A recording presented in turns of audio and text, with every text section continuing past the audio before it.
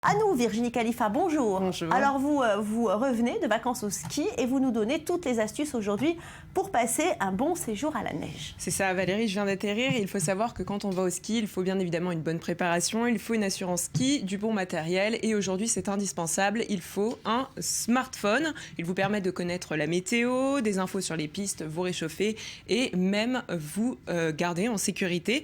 Alors on va commencer avec une première application pour tous ceux qui veulent skier en sécurité.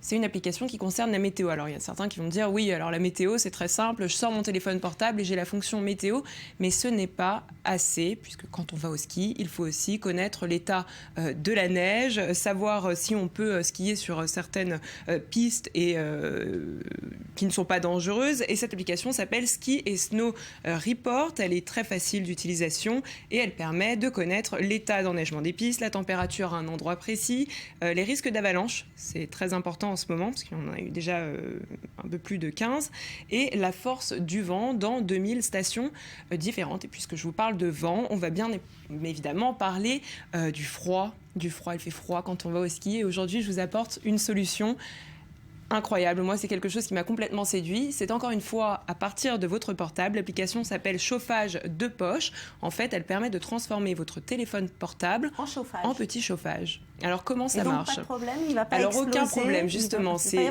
étudié, c'est précis. Alors, on surchauffe le téléphone portable sans l'endommager. Et puis, on peut l'utiliser comme une véritable petite bouilloire.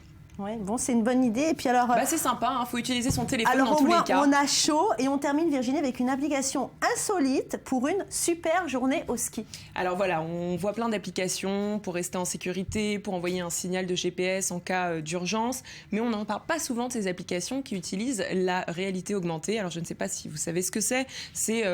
On l'a vu avec les lunettes connectées, on a l'impression d'être quelque part et puis finalement il y a des notifications qui s'affichent sur votre écran ou sur vos lunettes.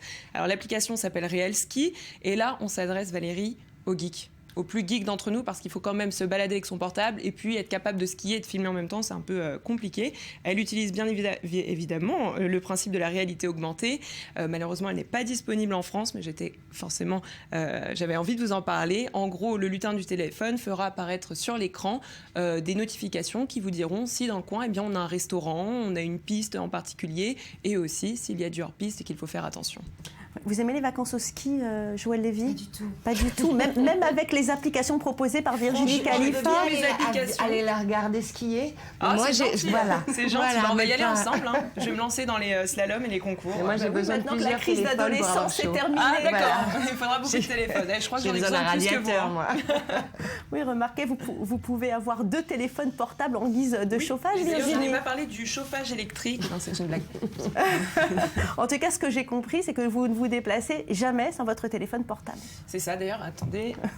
Vous avez des 3% de batterie. Alors, vous savez qu'il va y avoir de la neige ici à Tel Aviv, hein, normalement. C'est ce qu'ils annoncent. En tout cas, à Jérusalem, c'est sûr. Une application peut-être pour ne pas glisser, parce que moi, chaque année, je tombe. Ça me semble difficile. Je ne sais pas quel type d'application pour éviter la chute. Difficile, mais on peut la créer pour elle, visiblement. On peut réfléchir. On peut réfléchir. Merci beaucoup, Virginie.